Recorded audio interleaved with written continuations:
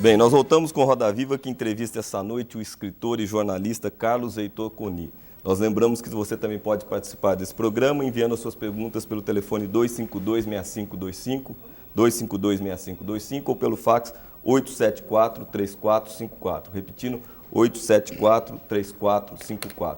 As perguntas que eu não consegui fazer durante o programa, eu as encaminharei ao Coni.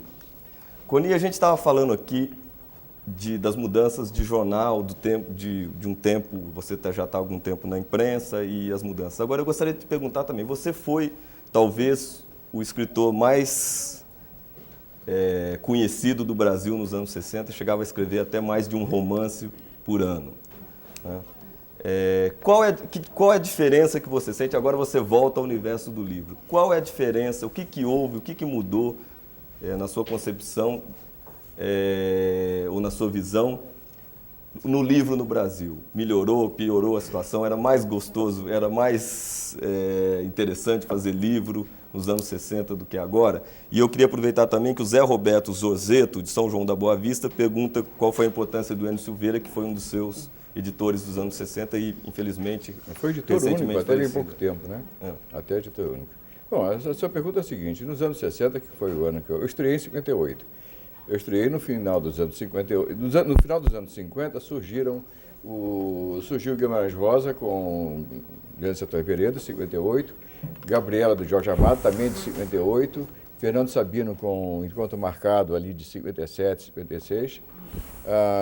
Quer dizer, surgiu uma geração muito grande e os livros tinham tiragens maiores, em princípio tinham tiragens maiores, mas não havia, digamos assim, uma cobertura da mídia tão grande quanto hoje.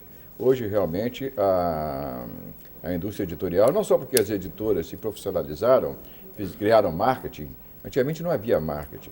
Eu me lembro, por exemplo, quando saiu meu primeiro livro, o Enio botou um anúncio no jornal. Aí eu fiquei reclamar, mas você está virando, você não é sabonete, não deixa o Enio fazer isso, ele está te estragando. Isso foi um editado do Enio, por sinal, não foi nem inveja, acadêmico, era acadêmico. Posso dizer o nome que já estava morto? Raimundo Magalhães Júnior.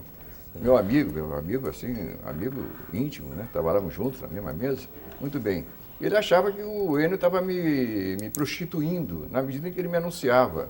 E você veja a mentalidade dos anos 50. Hoje não, hoje se entende o marketing do livro. Isso faz com que o livro tenha repercussão, mereça ou não mereça. Eu acredito que a produção dos anos 60, dessa virada de 60, tenha sido melhor do que... Não porque eu tenha estreado, não foi exatamente por causa de mim. Eu citei Jorge Amado, Gabriela, citei Guimarães Rosa, com Grandes Sertões Veredas, logo depois, antes já tinha feito Sagarana. Muito bem.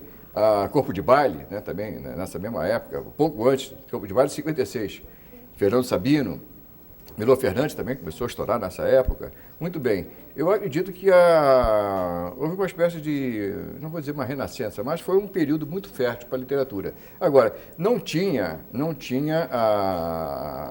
havia, por exemplo, um programa com Roda Viva que chamou o escritor para falar sobre isso. Não havia. O Jorge Amado, por ser Jorge Amado, tinha uma certa cobertura, mas não era. Hoje não, hoje se discute mais o livro. Agora as tiragens estão menores. Há aqueles que, evidentemente, tiram tiragens maiores. Também outra coisa, apela-se mais para os livros. Antigamente, quando, por exemplo, nessa época, um grande sucesso, um best-seller da época, foi o Quarto de Despejo, de uma favelada. Muito bem. Vendeu o quê? Vendeu 40, 50 mil. Mas foi uma peça, Carolina, foi um livro que criou um impacto muito grande. Era uma favelada com ghostwriter e esse livro foi considerado, muita gente torceu o nariz para os editores. Vocês não devem fazer isso. Já hoje é diferente. Hoje, se Mamonas Assassinas escrever um livro sobre a teoria do Quanta, não vai faltar editor e não vai faltar leitor. Vende tranquilamente 300, 400 mil exemplares. Mamonas Assassinas você enquadra explicando a teoria do Quanta. Eu, por exemplo, que não entendo nada da teoria do Quanta, gostaria de entender através do Mamonas Assassinas. Você enquadra nesse segmento aí, como é voltar para o mercado editorial no momento em que o Laí Ribeiro vende livros da forma que vende, Paulo Coelho. Como é que você vê esse tipo de fenômeno? Eu queria saber o contrário também. Você acha que o Laí Ribeiro teria grande espaço literário nos anos 60, por exemplo? Não teria tanto. Sinceramente, não teria tanto. A indústria do livro era muito elitista naquela época.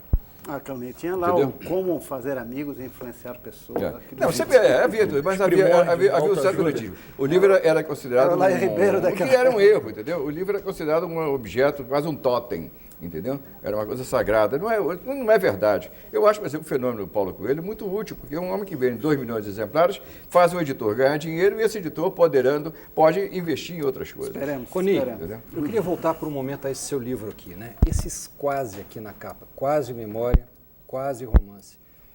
Isso cria em mim a curiosidade, me autoriza a te perguntar até que ponto, aonde entra aqui a ficção? Aonde está a realidade, a memória, né, pura, e aonde você foi romancista? Eu penso, por exemplo, em alguns episódios, como o episódio do balão, ou aquele governador de Minas sendo tentado a se lançar à presidência da República, ou seu pai despencando de uma mangueira dentro de um cemitério. O que é? Que episódios você criou? É muito misturado. O pai despencando da mangueira do cemitério é real. O episódio do governador já é ficção, totalmente ficção. Aquele é uma italiano- história que eu inventei na prisão, com Joel Silveira. Giordano. Entendeu? Joel Silveira resolveu contar uma história, disse, vamos inventar a história. Passar tempo, preso para ir passar tempo, faz qualquer miséria, entendeu? Então, o Joel preso, eu preso, e resolvemos inventar. O Joel Silveira inventou uma história lá da terra dele, de Napoleão, de Lampião, que Lampião não entrou na terra dele, porque não tinha nada para roubar também, né? Muito bem. A terra dele é Lagarto, lá em Sergipe. E disse, agora inventa uma história. Eu inventei essa história. Foi o relato oral, quer dizer, velho recurso antigo, né? Foi o relato oral que na hora eu me lembrei. Mas quando você me fala desse troço de ser romance, é o seguinte, aí é uma questão de linguagem, certo? Eu digo na abertura, fiz questão de botar bem claro, que a linguagem flutua, ela está desgovernada. Eu uso linguagem de reportagem, uso linguagem de reportagem, de crônica e de ficção. Agora, quando... Há episódios inventados que eu usei linguagem de reportagem. E há episódios reais que eu usei linguagem de ficção. Agora, o que diferencia para você a reportagem da crônica, do romance? Bom, a reportagem E do ela conto? procura ser Uma vez objetiva. que você já fez quase tudo. A reportagem ela procura ser objetiva, certo? Você, como chefe de redação, sabe disso, né? A reportagem tem que ser objetiva, tem que ser factual, tem que ser neutra. E a linguagem tem que obedecer isso. A crônica é o contrário. A crônica, o personagem central nesse ponto, o livro é uma crônica. A crônica é um gênero em que o personagem principal é o eu, certo? Abri a janela e não vi nada. Pronto, é uma crônica, certo? Já é uma crônica. Abri a janela e vi tudo, é outra crônica.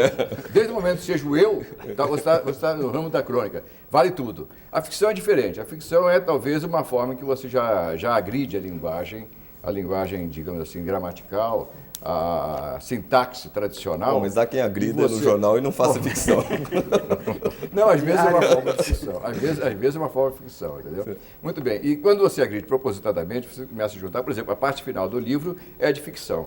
É linguagem de romance. É uma liberdade. Mas em qual delas você está mais à vontade? Se você olhasse no espelho livro, e fala olha, assim, de qual... Matilde, sinceramente, nesse livro daí, eu não me policiei. Eu soltei na medida que veio. Eu não pensava publicar e só publiquei porque um dos presentes aqui na mesa resolveu levar para uma editora, e o editor, então, resolveu publicar.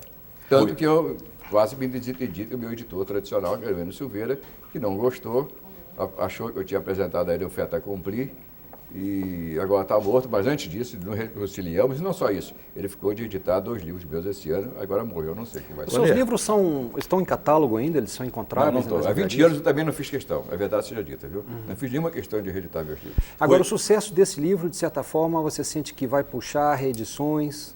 Você tem sentido Sim, isso já? tem coisa, mas sinceramente não é por aí não, entendeu? Eu tenho a impressão que eu não gostaria de ver publicados os livros meus. Nenhum? Nenhum não, talvez eu gostaria de ter tempo de poder fazer uma... Pilatos, você gostaria que fosse? Gostaria. Pilatos é o único livro pronto que eu tenho, é o único livro que eu afirmo, que eu acho nunca será datado. É preciso ver que esse quase memória, não estou dizendo isso aí para bajular vocês, mas todos vocês aqui poderiam ter escrito. Isso é uma questão de tempo. As pessoas que têm acesso a você, depois que leem Quase Memória, chegam para você e dizem, olha, adorei o seu livro, chorei para burro, pensei muito no meu pai, etc. E tem outros que são minoria, dizem assim, olha, adorei o seu livro, morri de rir. Qual das duas reações você prefere?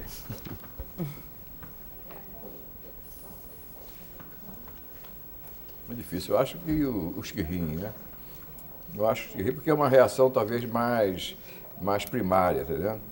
O choro nunca é muito sincero, o riso é, entendeu? Eu acho que o riso me satisfaz mais. Mas eu digo ao cavaleiro, você me cortou um pouco, respondendo. Seguinte, eu acho que qualquer pessoa que se volte para si mesmo e relembre a figura paterna, ou materna, ou um episódio marcante da sua infância, pode fazer um livro igual, melhor, um pouco pior, mas pode fazer um livro desse tipo, desse gênero. Agora, o Pilatos, eu acho muito difícil fazer, porque precisa ter aquela dose de raiva que eu tive quando fez o livro. E, ao mesmo tempo, aquela dose de felicidade que eu tinha na época. Eu era muito feliz naquele tempo. Eu fiz o livro em 72. Vivi um período muito feliz e que nunca mais se repetiu na minha vida. Falar nisso, Rony, até agora Certo. você falou das coisas que te aborrecem, principalmente tirando a cachorra e algumas outras coisas. Eu queria saber o que é que te diverte. Bom, antes de mais nada, a política me diverte muito, entendeu? A política me diverte, mas olha só, o caso do... Eu, por exemplo, tive um professor lá no seminário que dizia o seguinte: vocês devem preferir morrer a se banalizarem. Não tem tosse, né? Não sejamos medíocres. Havia uma frase latina do jesuíta que dizia: ad maiorem natus, o homem nasceu para as coisas grandes, não se pode banalizar. Então, aí na aula dele, a gente só falava em Xenofonte, Sócrates, poetas epicuristas, entendeu? Era uma coisa assim, altamente não banal. Muito bem. Se esse professor hoje me visse escrevendo sobre o Argrives, sobre Zé Sarney, sobre o Brescia Pereira, esse professor realmente dizia: mas você, onde está você?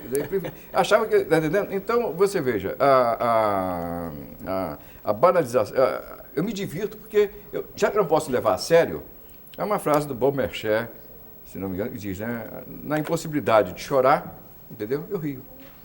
O certo seria eu estar chorando, mas eu também não tinha canais lacrimais suficientes para chorar a vida toda.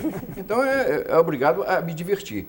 Me divirto muito com a política porque vejo que, veja só, o caso da política brasileira é uma arrumação eterna, entendeu? As personagens voltam, são recorrentes, entendeu? Não há uma diretriz nacional. Eu saí do Brasil para as férias, estavam falando da pasta rosa. Quando eu voltei, não estavam falando mais da pasta rosa. O Rubem Braga uma vez saiu do Brasil, quando voltou, o assunto era o Hollywood sem filtro. Entendeu? Quer dizer, a vida pública é uma comédia. Sim, mas fora isso, assim, cinema, viagem... Não, eu gosto de cinema. Eu já gostei mais de cinema, veja só. Eu já gostei Continua vendo vinhos, filmes do bebida. Chaplin, não? Não, olha, o Chaplin é outro equívoco, né? Acharam que eu sou chapliniano, muita gente me acusa de ser chapliniano. Não, eu estudei Chaplin porque lá no seminário tinha um padre que passava o Chaplin em casa todo feriado, tinha Chaplin. Então a gente fiquei vendo aquilo lá. Mas no meio desse Chaplin tinha um clássico, que era o Dr. Caligari, que eu vi várias vezes por causa disso. Muito bem. Mas não gosto do Chaplin. Eu rio muito mais com o Gordo e Magro, até mesmo com o Buster Keaton, do que com o Chaplin. Agora, ele é um fato importante no cinema e eu fiz um livro dedicado a ele e fiz uma série no Jornal Brasil, no suplemento dominical do Jornal Brasil, sobre o Chaplin, que foi o ponto de partida para fazer o livro, né? Acho ele muito importante, mas não no cinema. Ele é importante na história do nosso século, mas não no cinema. Cinematograficamente, ele é nulo. Você citou Jerry Lewis no final do livro, você fala em Stanley Kubrick. Você acha que esse livro daria um bom filme? Não. Não daria um bom filme? O Rui Guerra me ligou de Lisboa, parece, não sei se está em Lisboa, de Paris, Tem ótimas Madrid. O Rui Guerra falou que achou similitudes com o pai dele e queria fazer. Eu disse: não, você faz sobre o teu pai. Porque é o seguinte, é um cara da Maria Gabriela, tem uma lembrança do pai dela. Então não dá filme, porque, veja bem, o cinema, um dos equívocos que se forma a respeito de literatura é esse. É achar que o livro, necessariamente sendo bom, dará um filme. Não, porque os filmes precisam trama. O meu livro não tem trama. Você gosta de cinema brasileiro? Não, em princípio não. Coni, Não gosta? Não apontaria... Bom, você não gostaria de vê-lo filmado, porque ele tem grandes Eu tenho 2 romances filmados e escrevi 3 ou 4 roteiros para cinema. inclusive um muito bom, aqui passado de São Paulo, entendeu? Mas eu não posso nem dizer o nome porque é porno chanchado. Ah, você não gostou do resultado E esse no seu cinema? lado jornalista, nós já falamos do cronista, o escritor, do repórter. Antes do programa, nós estávamos brincando aqui, falando de Dana de Tefé, o Lalicorne, aquele redator de legendas de carnaval no Fatos, da revista Fatos e Fortes. Esse seu lado jornalista. Não, gente, o jornalista é um sujeito aberto ao que acontece. Eu já fiz Lalicorne, já fiz romance pornográfico, estou editando hoje a Bíblia. Vai sair quarta-feira. Quarta-feira é um trabalho de um ano. A Bíblia Sagrada, quer dizer, o Novo Testamento, a Manchete, com apoio do governo, apoio cultural do governo de Minas Gerais, texto da Voz Petrópolis, uma equipe de traduções, eu fiz ilustrações com a Renascença Italiana, depois botei o Barroco Mineiro. Quer dizer, passei um ano trabalhando em cima do Novo Testamento. Sou doutor em Novo Testamento agora. Mas se você sair daí e me pedir um texto sobre Lalicorne, finada Lalicorne, eu faço sim. O jornalista é isso. Eu acho que eu atuo em todas as posições, como jornalista. E eu me orgulho muito de ser jornalista nesse ponto, entendeu? Agora, acho que o jornalista tem que ter essa nonchalância, essa disponibilidade para isso. Não acredito que o jornalista seja aquilo que o Petrônio seria, né? O Petrônio árbitro. O jornalista não é um árbitro, ele é um servo da sociedade. Coni, você com a formação de seminário e agora editando a Bíblia, essa coisa toda, converteu? O que você tem achado aí dessa questão religiosa hoje no Brasil, que é uma das questões nacionais também? Bom, Matias, eu acho um pouco exagero você dizer que é uma questão religiosa. Quando você fala questão religiosa, a gente pensa a questão da reforma. Fui generoso de com o termo. A reforma de Lutero, né? A questão religiosa que houve no início, no fim do Império, que provocou a República, foi uma das causas que provocou a República. Não, há uma briga por uma fatia. Mas é o seguinte, entendeu? Evidentemente que o Bispo Macedo, que você está se referindo a ele parece, tudo indica que deve ser um vigarista e tudo mais. Mas se você for analisar as origens de todas as religiões, os grandes fundadores foram considerados vigaristas e foram perseguidos e foram maltratados.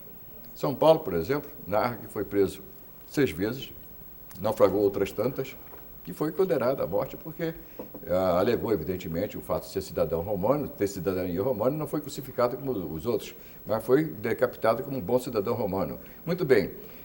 E o próprio Cristo, na medida em que Cristo contrariou o judaísmo oficial, no momento em que o judaísmo colocou Pilatos diante daquela alternativa, ele se diz César, ele se diz rei, logo ele é contra César, e Pilatos então disse, bom, aqui eu posso cair. Até agora, era até então uma briga política, religiosa entre judeus e não judeus, ou seja, aquela cinta nascente que era o cristianismo. Mas quando Pilatos viu esse argumento, disse, não, eu vou perder meu emprego. Então mandou Cristo para o Calvário. Muito bem. Eu não estou comparando, mas é o seguinte, é uma tradição de todo fundador da religião, entendeu? Ser perseguido, ser tido como vigarista e fazer milagres, explorar os pobres, explorar a boa-fé e, sobretudo, contrariar o establishment político, religioso e econômico. Não quero dizer com isso que o Bispo Macedo faça tudo isso, não faço. Mas é uma coisa que não se pode também... O bicho que vai dar... Não se,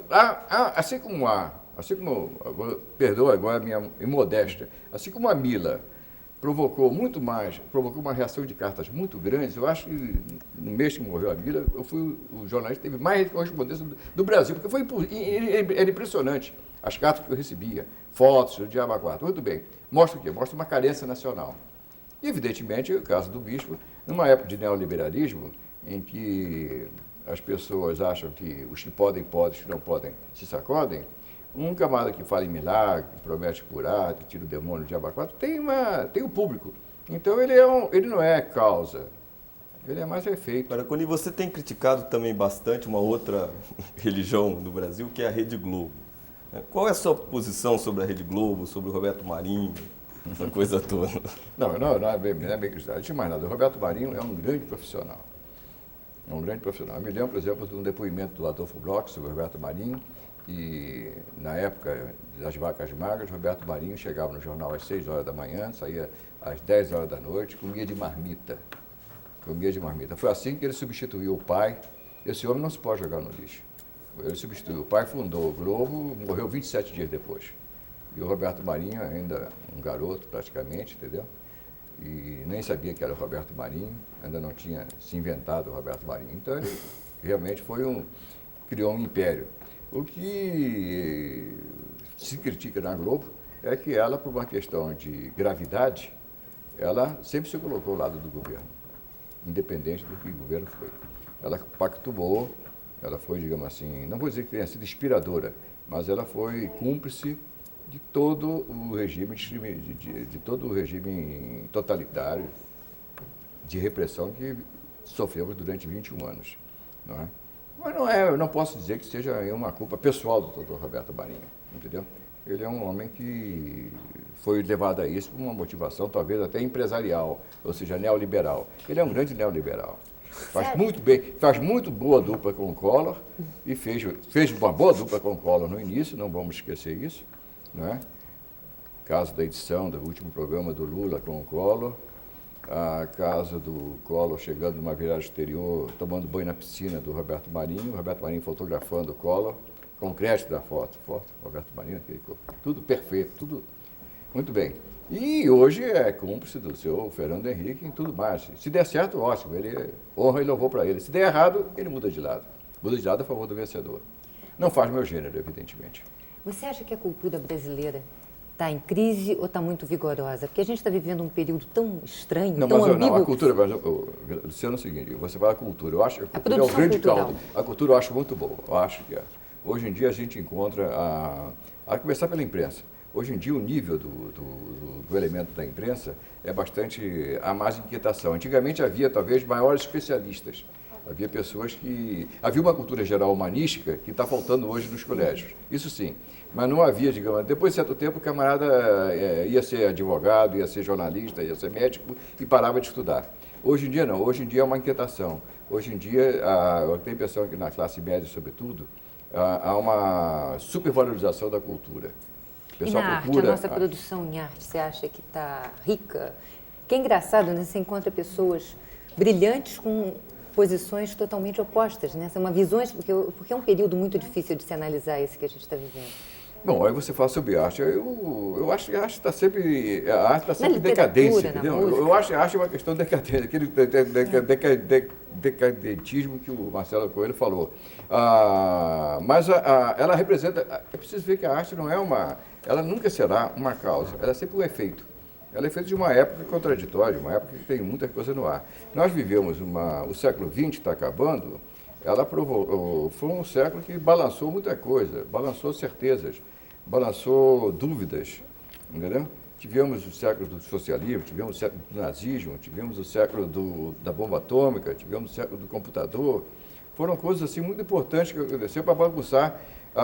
Em décadas, nós balançamos séculos. Muito bem. O mundo que eu vivi foi um mundo completamente, o mundo que eu nasci foi completamente diferente do de hoje.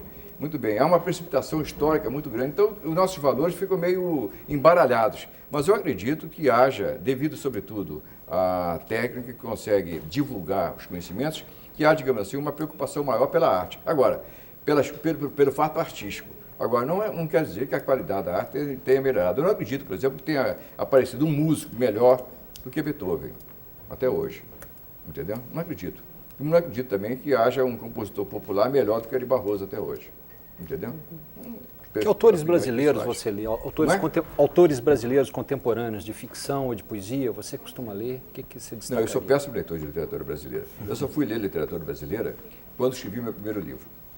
O meu editor disse assim, perguntou, você leu o Jorge Amado? Eu nunca tinha lido o Jorge Amado. Mas você é um machadiano, né? Tinha lido Machado de Assis e Manuel Antônio de Almeida e Lima Barreto, que é a minha trindadezinha pessoal.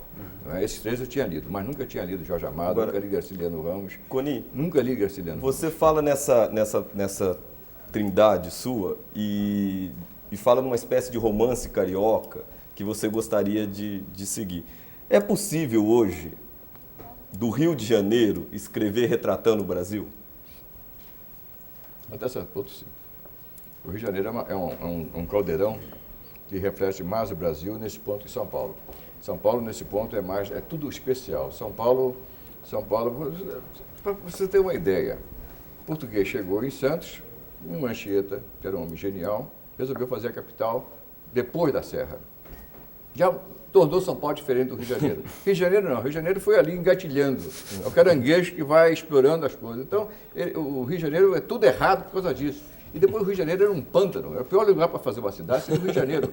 Não era possível fazer. Se houvesse um computador para fazer uma revisão, o Rio de Janeiro receberia uma bomba atômica, porque está tudo errado no Rio de Janeiro. É muito bonito, mas justamente por isso está tudo errado. São Paulo está mais certo nesse ponto. Agora, é um caldeirão muito grande, é um caldeirão que representa talvez o brasileiro médio. A cabeça do brasileiro ainda é muito condicionada, contra ou a favor, a mentalidade formada pelo Rio de Janeiro. Que, no fundo, o Rio de Janeiro foi um laboratório, pelo menos durante 2 séculos, em que ela foi capital da República. O Rio de Janeiro foi um laboratório onde todas as experiências foram feitas e se espraiaram por lá. Um exemplo que o Nelson Rodrigues gostava muito de dar, né? Quando o Moreira César morreu em Canudos, mataram, houve uma guerra na rua do Ouvidor, entendeu? O que uma coisa tem aquilo a ver com as calças? Quer dizer, um fato que aconteceu em Canudos repercutiu na Rua do Ouvidor. E houve morte. Morreu mais gente na Rua do Ouvidor do que em Canudos nesse dia. Entendeu? Quer dizer, isso é uma coisa típica do Rio de Janeiro que ainda permanece até certo ponto. Essa violência do Rio de Janeiro é uma violência nacional, que se espalha no Rio de Janeiro, porque o Rio de Janeiro é o palco, tem mais luz, tem mais infraestrutura para a violência. É preciso ver que o Rio de Janeiro tem uma infraestrutura para a violência. Por isso é a cidade mais violenta do Brasil. Mas tudo lá é o Brasil, é um microcosmo do Brasil. E Coni, para voltar ao JK, você acha que Brasília, afinal, fez bem ou fez mal para o país? A criação de Brasília? Bom, eu vou expressar a minha opinião. Eu acho que a Brasília, em princípio, fez mal. Não quer dizer que o Rio de Janeiro devesse ser capital. Eu, como carioca, o fato do Rio de Janeiro ser capital sempre prejudicou. O governo federal foi um hóspede horrível para o Rio de Janeiro. Era um feudo do governo federal. Os melhores cargos, as melhores posições, as melhores casas, as melhores ruas. Isso desde o tempo da Corte do João VI. Quando a Corte do João VI chegou no Rio de Janeiro, expulsou os burgueses do Rio de Janeiro, os cariocas, das boas casas para instalar a corte portuguesa. Então o vigário brasileiro foi expulso para dar o púlpito, o melhor púlpito da cidade é um padre português. E o oficial e o cortesão, tudo mais. Quer dizer, desde aquela época, desde a Corte do João VI, o Rio de Janeiro foi, digamos assim, a cozinha do governo federal. Então seria ótimo se o Rio de Janeiro perder a condição de capital da República. Mas como Estado da Guanabara seria ótimo. O melhor período da história do Rio de Janeiro foi no tempo do Estado da Guanabara, tempo do Lacerda. Você acha que parte da crise atual do Rio se deve ao processo da fusão? Sim, isso, Marcelo, no caso do Rio de Janeiro específico. A fusão prejudicou o Rio de Janeiro mortalmente. Agora, a capital, me parece, foi feita de forma atabalhoada, de forma não discordo do plano piloto do Lúcio Costa. Eu respeito o Lúcio Costa, uma pessoa admirável, um passarinho, uma das pessoas mais geniais que eu conheci na minha vida, mas eu acho que é uma cidade muito, muito inumana e, sobretudo, ela não correspondeu àquilo que queria, que seria ser uma cidade de qualidade de vida boa e onde os acontecimentos nacionais pudessem ser analisados com calma. Juscelino sempre dizia, não, aqui nós não podemos governar porque tem um Chateaubriand, tem um Roberto Marinho, tem um Orlando Dantas, né? E perto do Rio de Janeiro tinha, então, os Mesquitas de São Paulo, tinha o Casper Líbero. Então ele achava, Juscelino, que indo para o interior ninguém ia se incomodar. Eu acho que lá eles ficaram reféns de um poder muito mais deletério do que o que estava aqui no Rio de Janeiro. Eu acho que Brasília, nesse ponto, foi mal colocada e mal administrada. Agora, evidentemente, como no livro do JK, eu fui obrigado a defender Brasília, porque eu não estava defendendo meu ponto de vista. Estava defendendo o ponto de vista do JK. Coni, eu queria voltar para o aspecto pessoal, uma coisa que eu fiquei curiosa lendo o livro. Você foi casado quantas vezes? Eu estou casado há 20 anos. Meu último casamento dura 20 anos, entendeu? Agora, fui casado várias vezes, realmente. Você tem filhos? Tem 3. Tem uma frase no livro que me chamou muita atenção, que é o seguinte: ninguém é grande em sua casa. Qual é a imagem que você acha que seus filhos têm de você? Eu acho que tem uma imagem péssima. Eu acho que tem uma imagem péssima. Não estou falando isso aí por coisa, não. Eu acho que eu não sou bom pai. Por diversos fatores aí, pergunta muito pessoal. Gostaria de ser um pai diferente. Gostaria de ser um pai como meu pai foi. Você acha que o jornalismo está pegando pesado na invasão da vida privada das pessoas? Está pegando. Caso é uma Vera forma Fischer, também, e acho que é um, digamos assim, é um dos momentos, é um dos não vou dizer a palavra vícios, mas eu acho que é um dos erros que vão levar o jornalismo a uma exaustão, entendeu? O pessoal já não quer mais saber e aí até o fundo da questão. Hoje, por acaso, estávamos discutindo sobre uma pessoa em certa evidência aí, se ela não era sapatona. Então, todo mundo sabe que é. Mas não bastava isso. Queriam, então, a fotografia das duas na cama. Porque só isso é que poderia satisfazer a sede de informação, o direito de informação que o povo tem de saber. É uma forma deteriorada, é uma forma perversa de ver a realidade. Não, já não basta a gente saber que fulano é sapatão, que fulano não é, entendeu? Que eu sou casado várias vezes, que fulano é ladrão, quer saber tudo. É uma forma de necrofilia, ou então de cropofilia, para usar uma palavra que o Roberto Campos usou no outro dia. Cropofilia, comer coisas podres. Eunice, já que estamos falando em invasão de privacidade, se você me permitir, eu gostaria de saber se você confirma ou não um episódio que o Paulo Francis relata no prefácio do livro do Antônio Maria, que você era tão famoso nos anos 60 que o Antônio Maria teria passado por você em São Paulo, essa coisa toda. Essa história é verdadeira? Será que você poderia recontá-la para nós? Não, eu estava no Correio da Manhã e o Antônio Maria escrevia na última hora. Não, escrevia no jornal, parece. Eu não sei se era na última hora. E nós nos pegávamos volta e meia. Eu fui fazer uma entrevista, o Antônio Maria estava dando em cima de uma mulher muito bonita, nessa época, uma pianista muito bonita, casada com outro pianista já falecido, e deu em cima da mulher desvairadamente, né? E a mulher não queria nada com o Antônio Maria, porque o Antônio Maria também estava dando em cima da Danusa Leão para ver o bicho que sobrava. Muito bem. E a moça deu uma entrevista para mim, saiu no Correio da Manhã, primeira parte, segundo caderno, entrevista grande, uma mulher linda, tal, pianista, tal, toquei piano, duas mãos com ela, tal. Muito bem, Antônio Maria ficou com raiva de mim e começou então a fazer uma porção de ficardias comigo, que eu respondia também, à medida que seja. Até que um dia ele me ligou e disse, olha, você broxou.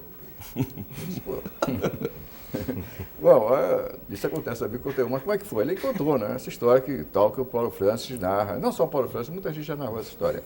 Ele foi no avião, estava no avião indo para São Paulo e tinha uma mulher lendo o meu livro, um livro meu. E uma mulher muito bonita, ele então se apresentou como eu. Disse, muito obrigado por estar lendo meu livro. Mas é você? Sou assim, tá. E deu em cima da mulher e foi. E terminou indo para a cama com a mulher. Eu te perguntei, né? E a mulher era boa, correspondeu. Eu disse, não sei porque eu brochei. Aliás, você brochou. Essa história que faz parte do anedotado do Paulo Francis, né? Bonê, eu também tenho alguma história do Paulo Francis, posso contar, que um dia eu contarei. Agora, no começo do ano, a sua candidatura à Academia Brasileira de Letras foi lançada a sua revelia. Eu estava viajando quando falaram, né? Pois é, quer dizer, os seus amigos sabem que essa vaidade você não tem, né? De ser não, acadêmico. eu tenho muita vaidade. Sim, eu sou, não também, essa, eu não sou essa. vaidoso. Porque eu sou vaidoso, eu não entro na academia. Não é isso não. A academia, não posso falar mal da academia. O problema é o seguinte, tem amigos lá. O problema é que não faz meu gênero.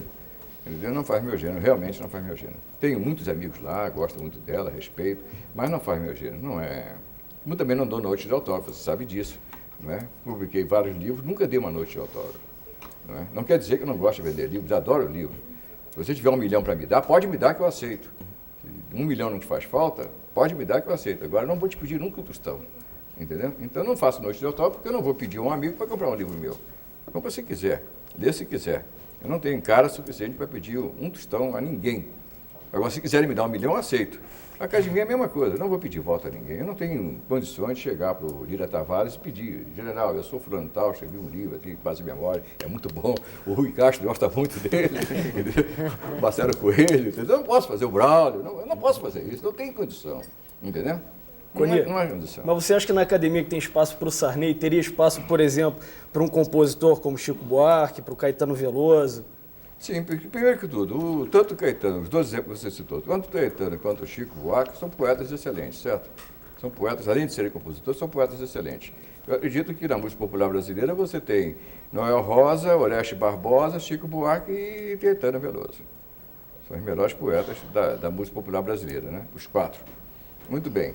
Agora, então, se eles se habilitarem, muito bem. Agora, é um problema deles de entrar. Eu jamais entraria. Eu poderia fazer Shakespeare. Se eu fosse William Shakespeare, Se eu fosse Goethe, eu não pediria para entrar na academia. Tranquilamente não pediria. E não sou Goethe, imagina se fosse. O Chico disse também que está fora, né? Agora, está fora dessa próxima disputa. Agora, Coni, você acabou não dizendo, você tem prazer no ato de escrever? Ou como disse o Chico, que eu achei que ele falou com muita graça, ele falou que detesta escrever, ele gosta de ler depois. E eu acho isso... Não, você gosta de escrever? Ao contrário, eu gosto de escrever. Eu acho uma realização. Todo o meu prazer é escrever. Não é uma das coisas que me dá mais prazer é escrever. Tanto que eu passei agora nas férias escrevendo, podendo fazer outra coisa, e escrevi e tenho muito prazer. Não gosta de ler. E você não fica lambendo a cria depois? Igoni, você Não sempre é escreve nessa rapidez desse livro? Eu Porque escrevo todos rápido. os livros Eu escrevo rápido. de que você Olha, falou, todos foram escritos rápido. Esse livro eu escrevi em 21 dias, mas o meu segundo livro, A Verdade Cada Dia, eu escrevi em 9 dias. Não quer dizer, isso eu não estou dizendo aí para... Foi o seguinte, Mas Macunaíma também foi escrito eu em tinha 9 feito um dias. livro para o concurso, eu era inédito. Escrevi um livro chamado O Vento, que foi o meu primeiro livro, e mandei para um concurso da Academia e da Secretaria de Cultura do Rio de Janeiro. Era um prêmio conjunto, Prêmio Manuel Antônio de Almeida. Então, quando saiu o resultado, disseram assim, o melhor livro tal, que nós tivemos é O Ventre, mas não podemos dar porque é uma casa oficial, é um organismo oficial, não podemos premiar um livro pornográfico, enfim, esculhambou, não me deu prêmio. Aí eu fui reclamar e disse assim, não... Quem era a comissão? Você se lembra da comissão julgadora? Austrália Jataíde, Raquel de Queiroz, parece, e Antônio Olinto, parece, que era colunista do Globo nessa época. Eu acho que era assim.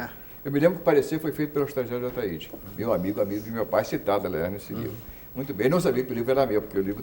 Ele até me disse, né? Pô, se eu soubesse que o livro era teu, eu te dava o prêmio e tudo isso. Mas o fato é o seguinte, me sobrou... Eu fui lá reclamar e me disseram, olha, se inscreve no ano que vem. Eu disse, mas no ano que vem, tá bem. Mas tem uma coisa, as inscrições terminam daqui a uma semana, mais ou menos, em cima da hora. Então fui para casa, em 9 dias, escrevi o segundo. E a comissão foi o Drummond, Calado e Raquel de Queiroz. Foi a comissão que julgou, né? Aí eu ganhei o prêmio. Aí no outro ano ganhei. Dei 3 vezes, quer dizer, ganhei 2 vezes e uma vez o prêmio. Aí que eu arranjei editor, né? Aí o Enio começou a editar meus livros. Mas foi na base do concurso. Coni, o Cláudio Gouveia, de Salvador, Bahia, e o José Lobato, aqui da Vila Mariana, de São Paulo, pergunta o que você acha se o Lula fosse presidente da República. Eu não faria muita coisa não, viu? Eu acho o PT completamente despreparado para o poder. Completamente preparado. O PT é o Partido Comunista, entendeu? Sem os penduricados históricos do Partido Comunista. Eu acho que seria muito pior. Não quer dizer que o Lula não seja uma boa pessoa, ótima pessoa para bater um papo, fumar um charuto cubano, entendeu? Gosto muito dele, respeito muito, acho um fenômeno, tudo isso. Mas o Partido Trabalhista não está preparado para o poder, não está preparado nem para ser oposição, Martínez. Nem para ser oposição. Você vota, Coni? Voto, infelizmente, mas sempre voto em candidatos que perdem, entendeu? O único candidato que eu acho que eu elegi foi o Ari Barroso, em 47, vereador do Rio de Janeiro. Quem, desculpa? Ari Barroso. Ari Barroso foi candidato a vereador pelo Rio de Janeiro em 1947. Eu gostava muito da música dele, votei nele e ele foi eleito, né? Foi talvez, eu acho, o único candidato que eu emplaquei até hoje. Nas últimas eleições, por exemplo, presidenciais, você votou em quem? Eu votei no Brizola. Votei no Brizola. Que é o que tinha menos chance, né? É o que tinha menos chance. E no segundo turno? Como é? E no segundo turno? Votou no Lula? No segundo turno eu votei em branco, parece. Votou em não, votei em branco. No segundo turno eu votei em branco. O Lula, eu acho o Lula um fenômeno, mas o PT, eu tenho muito medo do PT. Eu acho o PT despreparado, entendeu? Então fala um pouco do Brizola. Bom, o Brizola é um louco. O Brizola é o seguinte, eu participei de ele me convidou para fazer um dos últimos programas do partido dele, então ele estava para deixar o governo já, ele me convidou para fazer uma pergunta a ele. E a pergunta que eu fiz agradou muito a ele, mas desagradou muito ao partido. Foi o seguinte, é que eu notei no Brizola que tinha deixado de ser o político, tinha abandonado o palanque, e adotado o púlpito.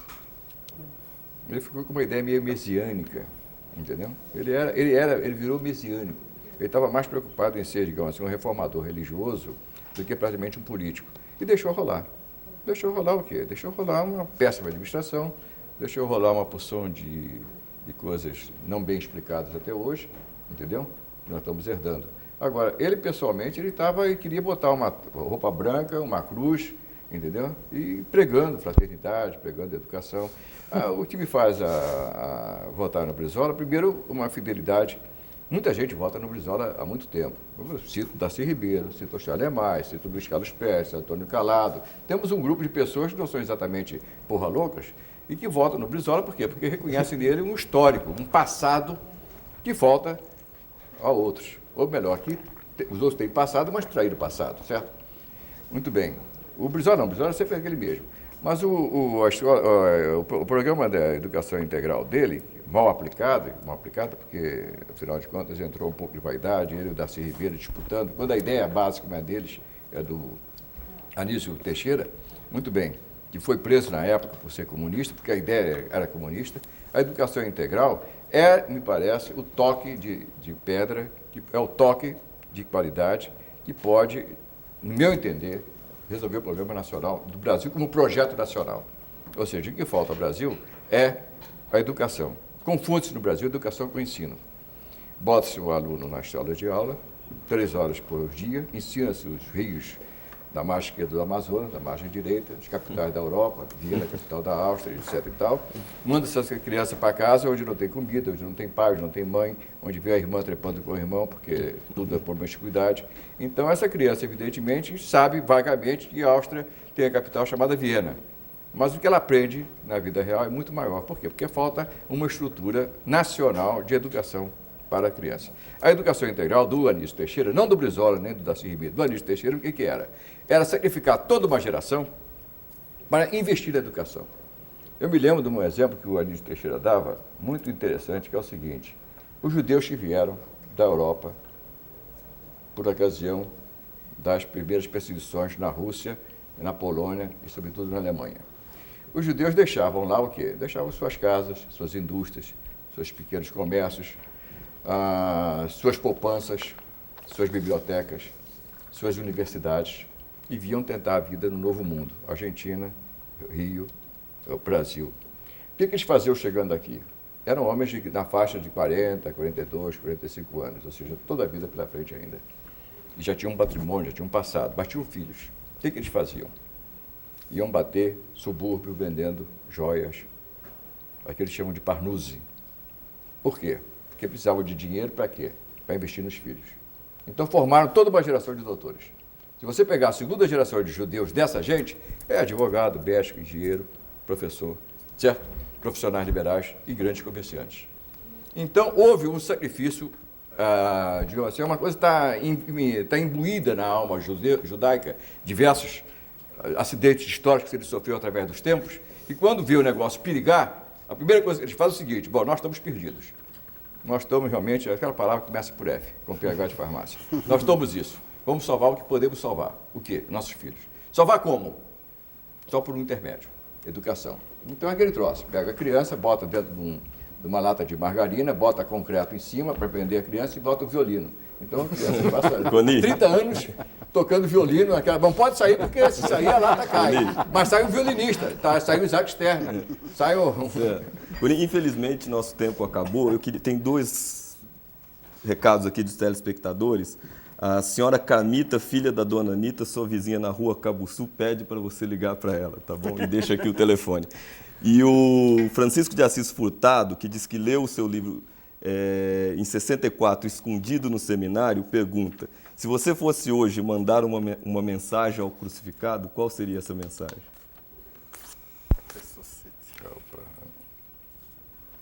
É difícil dizer, né? É mais uma coisa perdida. É a mesma mensagem que eu mandei em 64, né? Um sacrifício inútil. Boni, muito obrigado por sua presença aqui no Roda Viva essa noite. Eu agradeço bastante a nossa bancada de entrevistadores, agradeço as perguntas que foram muitas e eu encaminharei ao Carlos Heitor Coni. Eu agradeço a sua atenção e lembro que o Roda Viva volta na próxima segunda-feira, às 10h30 da noite. Até lá, uma boa noite e uma boa semana para todos.